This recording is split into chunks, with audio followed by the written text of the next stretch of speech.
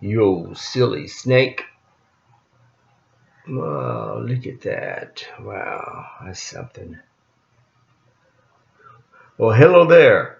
This is Dale Johnson from Capital City Baptist Church, bringing our Tuesday devotional. I borrowed these little plastic or rubber snakes from my cousin, Brycey. He's about 6 years of age. He can tell you all about snakes and lots of other stuff too. But anyway, I just wanted to look at these things. This is about the only way I like snakes. Yeah, you take them. Anyway, oh, I got some up here too. Yeah, I got some friends for the day. Well, for just a few minutes. Whenever I was about 14 years of age, I walked about 1.5 miles over to see a friend, and I was breaking in some new work boots. I hauled hay, and I needed to break them in before I got out in the field, or they would wear blisters to my feet.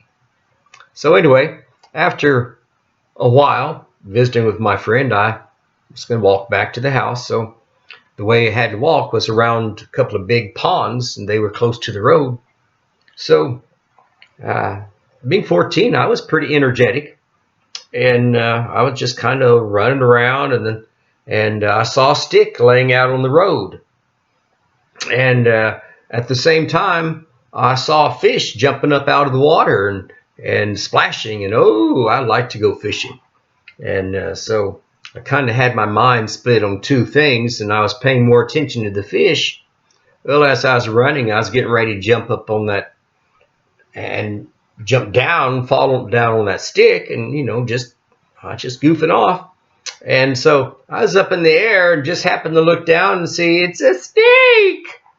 And I don't know how I did it, but I just walked on air and went a little bit farther than landing on the snake. And I was very, very thankful for that, because with my heart, I saw it was a cottonmouth, and it had crawled undoubtedly out of from the pond, and it was sunning itself on the road.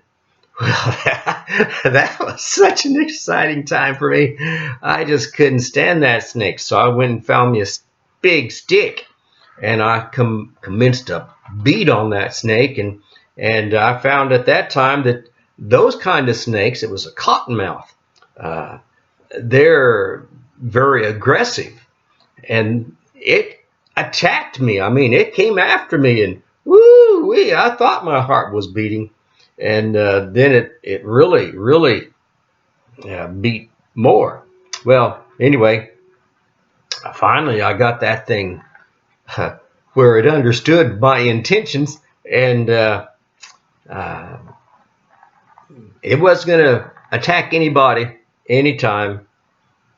So I ran on back to the house. But that was it was more than exciting. It was it was scary. Some of it was, and such. Well, anyway, I'm glad that Brycey has these little critters that I can play with from time to time. The Bible has things to say about snakes, serpents, and you can read starting in the book of Genesis, chapter 3, verse. Well, not the verse, but anyway, how that the serpent comes to Eve, and then of course we know that Eve was deceived in the garden, and Adam was in the transgression, but nonetheless the serpent was involved in the fall of man, and man becoming a sinner. And I don't like snakes just for that reason. But you can look in the book of Exodus in chapter 7, where God gives Moses a rod and tells him, throw it down and it'll turn into a snake. And Moses used that rod for many, many, many, many years. And throughout the Bible, there are instances where that, of course, there's involvement with snakes. But the one snake or serpent that we need to really beware of is mentioned in Revelation 12:19. And the great dragon was cast out, that old serpent, called the devil and Satan, which deceives the whole world. Of course, the verse continues on, but we want to just mention the fact that, Satan, he's called a snake. He's called an old serpent. And of course, not all serpents were snakes. But the thing is that he is a deceiver. He's a liar. He's a trickster and such. And Ephesians chapter 6, verse 11 says, put on the whole armor of God that you may be able to stand against the wiles of the devil. And you know what wiles are?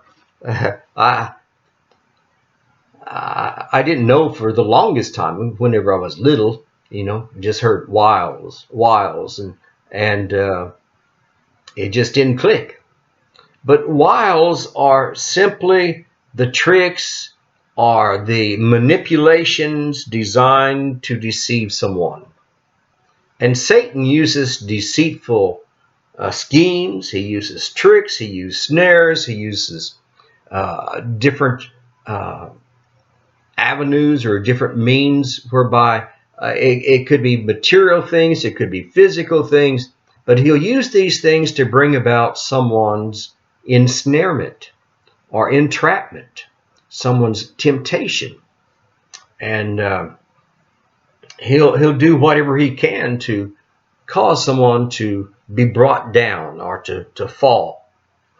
And, it's kind of like that snake. To me, it was laying in wait. It was just waiting for someone to come and mess up. Well, Satan does the same thing. Satan will be very patient. Satan will be underhanded. Satan will seem to appear to be something wonderful, beautiful, exciting, and thrilling and such. Anything, though, that he can show himself as to take us away from God. And Satan knows what he's doing. And sometimes we need to understand that he's more intelligent than we are. Sometimes we think he's not very smart, but he's very smart, very crafty, very wily. But there is a remedy for that. In the book of James, chapter 4, verse 7, we're told, submit yourselves to God. Resist the devil, and he will flee from you. Well, see, the first thing that has to happen is that submissiveness to God. We have to be willing to yield ourselves to God, submit to him, but then the next verse, verse 8 says, draw nigh to God, and he will draw nigh to you.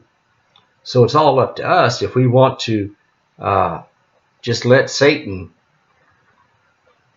get the advantage of us, or if we want to stay close to God.